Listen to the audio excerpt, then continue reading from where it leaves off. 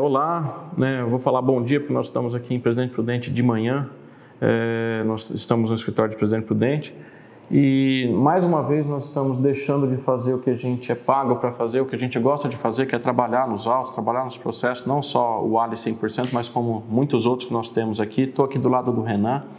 O Renan ele fica à frente do escritório na questão que trata das execuções, né? Então o Renan está à frente do departamento do escritório que cuida de saber quem são os policiais que têm algo a receber, quais são os valores, e por isso a presença dele aqui, ele pode a qualquer momento me ajudar, me lembrando de alguma coisa que possa passar desapercebida por mim. Eu vou falar primeiramente dos autos, tá? Os autos do Ali 100%, eles voltaram à origem. O que quer dizer? Eles saíram lá do Supremo Tribunal Federal e voltaram aqui para São Paulo.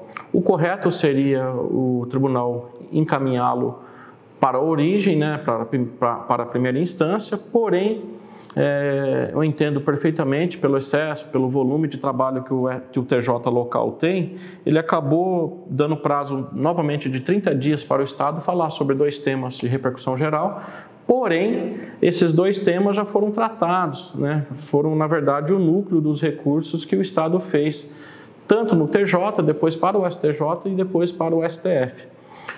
De modo que não seria necessário mais isso. Mas a gente entende que junto com o nosso processo, junto com o processo da UMESP, veio uma enxurrada. No mesmo dia, esse mesmo despacho foi aplicado talvez para centenas ou até milhares de processos no mesmo dia. Isso acontece, né? O que isso na prática vai repercutir?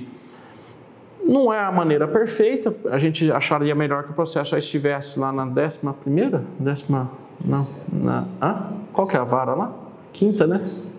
Na 5ª Vara da Fazenda Pública. Nós gostaríamos que o processo já estivesse na 5ª Vara da Fazenda Pública, porém, de novo, né, não vai nos limitar ao que faremos agora nessa semana. Nós entraremos definitivamente com pedido de cumprimento, tá? O que isso significa para o policial militar? Significa dizer que amanhã ele vai receber? Não. Significa dizer que nós demos o primeiro passo, que é uma petição até um pouco longa, porque é um processo demorado, uma petição que já propõe uma forma de pagamento, já propõe algumas soluções, já propõe audiência com o Estado, né? Enfim, é uma petição que propõe como que a gente vai resolver as peculiaridades do caso. Então a gente vai ter algo firme na semana pós-carnaval, que o juiz da causa ele tem um procedimento de despachar com os advogados na terça-feira. Então na terça-feira, eu não me recordo a data, mas acho que vai ser dia 28 de fevereiro, ou possivelmente vou estar despachando com o juiz a petição que já estará nas mãos dele, né? E aí a gente começa aquela jornada que eu venho falando há tempos, de caminhar para o efetivo cumprimento. O que é o efetivo cumprimento? É o policial militar associado ao MESP, desde que é associado ao MESP, até porque a procuração é limitada aos seus associados, foi para isso que nós atuamos, foi dessa forma que a Fazenda defendeu. A Fazenda não fez uma defesa ampla da classe, né? Nós atuamos pelos associados e a Fazenda fez uma defesa limitada também aos associados da UMESP. Então, necessariamente tem que ser associado, né? E somente isso é a verdade dos autos, tá? Aí agora eu passo de novo, né? Porque isso, sinceramente, eu nem estaria fazendo se não fosse o que a gente vai adentrar agora.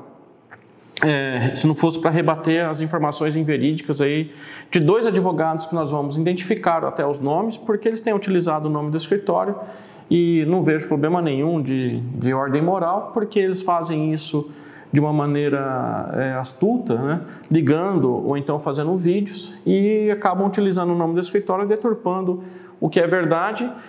E, notadamente, a gente já entendeu que não é porque eles não têm uma convicção jurídica, não é porque eles não têm um conhecimento jurídico. Eles podem até ter, né? Mas nesse caso aqui eles estão motivados pelo dinheiro em detrimento aí do policial militar, tá? Então só isso é importante para o nosso processo. Só isso que eu falei até então. E não seria necessário porque eu aguardaria até o dia 28, eu aguardaria essa audiência que eu devo ter com o juiz da causa, né, para depois então falar, e talvez nem precisaria ser falado por vídeo, bastaria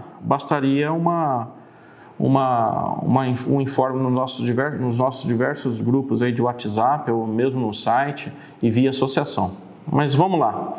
Né? A primeira questão que a gente tem percebido, que é muito grave, é uma dissipação de informação de que, olha, somente os praças serão beneficiados, tá? A gente identifica, perdão, somente os oficiais seriam beneficiados com a ação. A gente já identificou a fonte disso, é um oficial da Polícia Militar, de Rio Preto, né? Ele fala lá o advogado da UMESP, todo mundo conhece como advogado da UMESP, então ele usa meu nome, eu posso usar a identificação dele. Não tenho nada contra a pessoa, somente o que ele falou que não é verdade nenhuma, e a gente entendeu bem o mecanismo dele, que é de tapar, me desculpe a linguagem, é de tapar um buraco que ele fez, e o buraco é o dinheiro do policial militar. Tá? O que ele fala lá? Ele fala que somente os oficiais, né, seriam beneficiados, mas a gente tem aqui diversos clientes que caíram nessa ladainha lá atrás e adiantaram a ele, né, a importância de um salário mínimo, né? A importância de um salário mínimo para entrar com um procedimento compete somente à associação, tá? Quando ele vai lá e fala... procedimento que não tem custo. Quando ele fala lá que o procedimento não vai poder ir adiante porque tinham praças na ação, sei lá o que é. Na verdade, ele não fez uma ação, ele só rabiscou os papéis e mandou para o judiciário, né?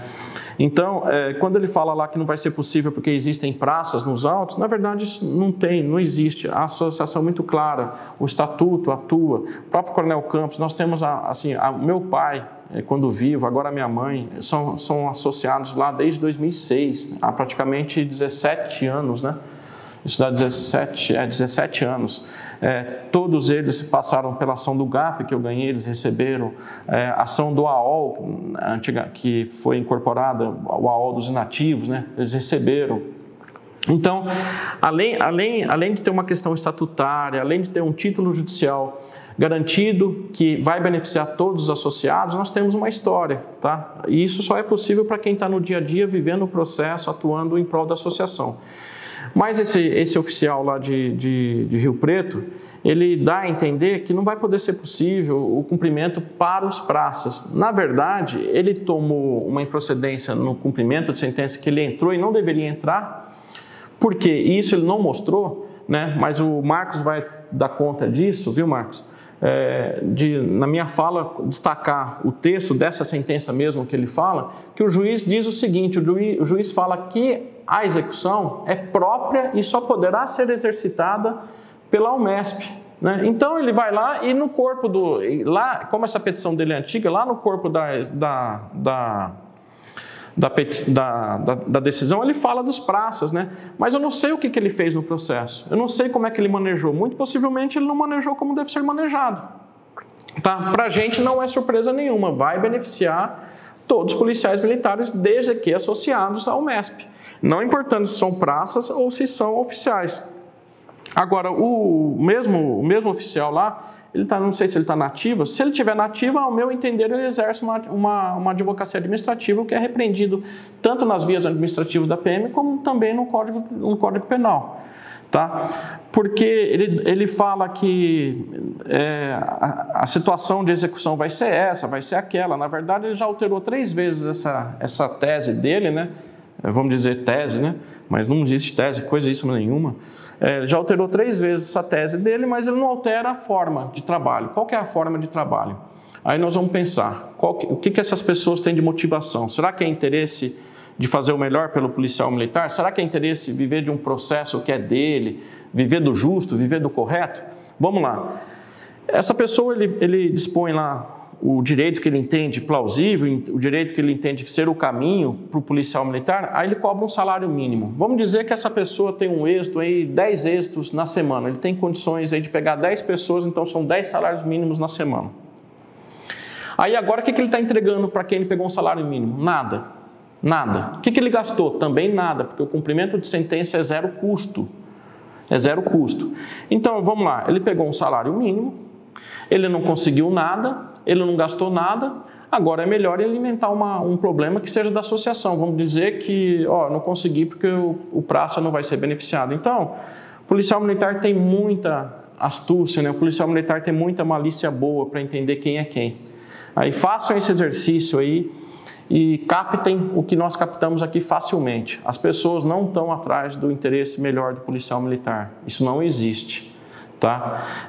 Ele fala ao seu final, dá um leque de versões lá sobre o processo, que assim, eu não indicaria meu estagiário, nosso estagiário aqui, assistir isso, porque vai desaprender o direito. E ao final ele fala o seguinte: então eleja um advogado da sua confiança. Eu acho que em São Paulo nós temos perto de 600 mil advogados, né, que poderia ser qualquer um desses advogados. Nós temos também os 20 advogados aqui do escritório que estão há 10 anos trabalhando com o processo dia a dia, e são pessoas assim, que não entenderam de qualquer um, não é só no meu não, são as pessoas mais capacitadas para lidarem com o processo, que trabalham todo dia. Apesar de todo esse leque gigantesco, dos quase 600 mil advogados no estado de São Paulo, dos 20, né, especializadíssimos, né, nem sei se tem essa palavra, mas só para vocês entenderem que os 20 pessoas que estão aqui dentro, que atuam todo dia durante 10 anos, apesar de tudo isso, esse policial, não sei se é major ou capitão, ele indica quem? Ele indica a mulher dele. Tá? Então, eu deixo aos senhores as conclusões. Pensem, reflitam aí se essas pessoas estão bem intencionadas. Tá? A gente, eu como advogado, os senhores e as senhoras como policiais militares, tem muito mais capacidade de perceber o que é fácil de acreditar, o que é picaretagem, o que é patifaria e o que é direito sério, o que é respeito com o policial militar. Deixo para os senhores e para as senhoras decidirem a esse respeito, tá bom? E termino dizendo essa questão, o único caminho, a gente se esforça, o Marcos está aqui na minha frente, ele está aqui assistindo esse vídeo, a gente se esforça para ser um canal de comunicação. Hoje, com todas as ferramentas que nós temos, se quiserem saber do processo, procurem algum canal do escritório, seja grupo de WhatsApp, seja redes sociais, né? Então, e não tenham pressa, o direito vai sair por um canal único, que é o MESP. Não tenham pressa, não cedam a essas chamadas, vamos dizer assim, cheias de artimanhas, que na verdade são só intenções de se fazer dinheiro. Tá? Essas pessoas, eu acredito, assim, facilmente que elas vendem aí umas 20 ou 30 ou 40 ou 50 ações mês. Né? Eu acredito que isso é muito possível. Cada ação é um salário mínimo e não vai dar em lugar nenhum. Então, peço paciência, que o direito vai ser entregue por aqui. Tá? E vai ser entregue assim, a gente não vai ficar contando todo dia o que está acontecendo, a gente vai trabalhar, a gente precisa trabalhar. Tá? Então, aguardem. Uma outra questão que também tem batido bastante aqui no escritório, através das redes sociais, nosso departamento de marketing, é que o escritório de Araçatuba, eu vou utilizar o nome, tá? Sem nenhum receio de entrar na questão pessoal de pessoas, na honra de pessoas, até porque eles estão utilizando o meu nome e estão utilizando informações do meu processo de forma totalmente irregular para fantasiar uma situação para o policial militar e fazer com que esse policial militar vire um cliente, eu não sei, me parece que tem algumas custas também, sempre tem. Né? É um escritório de Araçatuba, o proprietário lá, o dono do escritório, né, o fundador do escritório é um senhor de origem oriental, um japonês, é um escritório chamado Nitatori, né? E ele tem ligado nas casas, geralmente é nas casas ou no celular dos policiais militares, dizendo que essa ação vai ser extinta e que ele é o caminho, tá? Eu não vou dar nem muito comentário sobre isso. Isso aí, eu sempre falo, desde o início da minha carreira, isso é garimpo. Né? Isso aí é garimpo e eles entendem que a polícia militar é o solo que ele vai fazer o buraco lá para tentar achar riquezas. Né? É só isso. Então, não tem procedência nenhuma, é mentira, são pessoas que trabalham com direito odioso, um negócio nojento. Acho que não deve ter proximidade nenhuma com o policial militar, porque se ele tivesse, ele respeitaria mais. E até contraditório, né, que ele fala muito para os nossos clientes que a ação vai ser extinta. Se fosse realmente extinta, ele não poderia fazer nada, nem eu, nem ele. Né? Então, ele realmente subestima a inteligência do policial militar. Então, eu convido, assim que eles se identificarem, para vocês não correrem, para o policial militar não correr o risco de gastar dinheiro à toa, simplesmente desligar o telefone ou pedir, dar uma boa tarde, boa noite, ou façam o que os senhores quiserem, mas eu estou dizendo o seguinte, não tem veracidade nenhuma nisso, A ação não vai ser extinta e eles dizem lá que são especializados em cumprimento de sentença. Isso não requer uma especialização, né? Requer, sim, legitimidade. Quem tem legitimidade para isso é o MESP. Tá?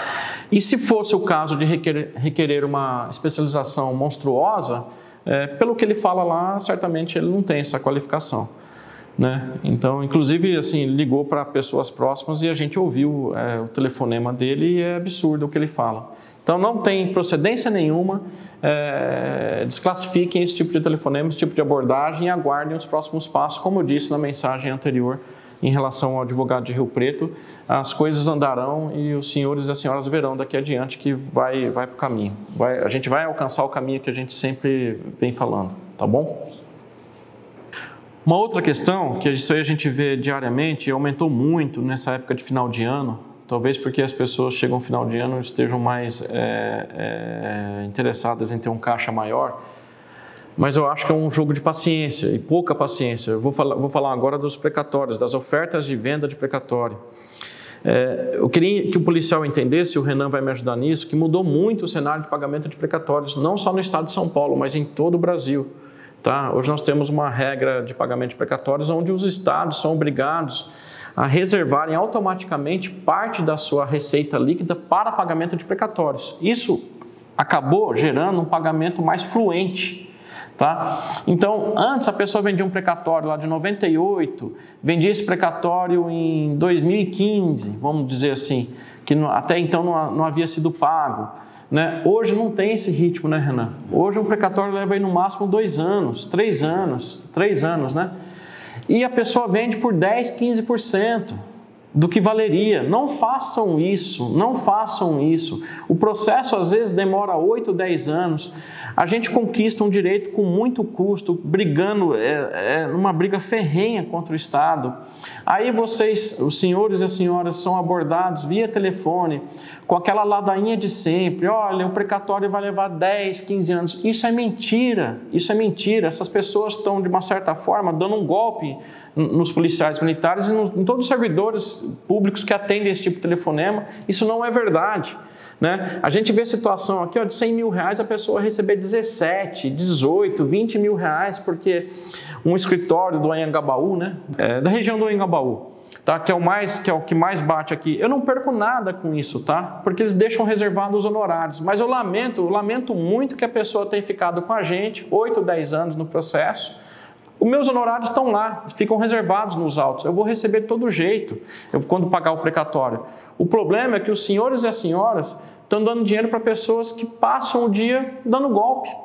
Passam um dia contando mentira. Olha, você não vai receber isso nos próximos 10 anos. Mentira, você vai receber isso em 2, 3 anos no máximo e você vai receber integralidade. Caso você não quisesse receber integralidade, você poderia fazer aquela negociação com o Estado e receber 60%. Entendeu? Então, coloquem na cabeça, não contextualizem essas histórias de pessoas que liguem para os senhores e para as senhoras ofertando compra de precatório. Quando a conversa começar e os senhores ou as senhoras entenderem que se trata desse tipo de convite, simplesmente boa tarde, bom dia, tchau. Não façam isso, são muito habilidosos, né? Não é um serviço moral, não tem nada de certo nisso. Os senhores e as senhoras estão dando dinheiro para quem não merece, para quem não trabalhou igual os senhores trabalharam, para quem não ficou num processo acreditando que ia dar certo um dia, e depois que deu, os senhores estão entregando de graça. É isso que são precatórios que estão prestes a serem pagos. Né? Sim, a gente teve situação aqui de precatório, por exemplo, na ordem de 40, 42 mil reais, a pessoa recebeu 12, 13 mil reais e recebeu, assim, coisa de 5 meses depois, o grupo que o policial estava inserido recebeu. Né? Então, esses precatórios estão valendo mais do que nunca. Por quê? Porque eles têm uma liquidez muito grande. Só que a história continua aquela mesma história. Você vai ficar aqui 10 anos, você vai morrer, viva agora. Não caiam nisso, não caiam nisso. Até eu recebo telefonema, Renan. Até eu recebo telefonema e eu não vou falar o que eu falo, né? Mas muito educadamente eu mando ele para desejo vários lugares para eles irem, né? Mas nunca foram, porque eles voltam a ligar, não está funcionando, tá bom?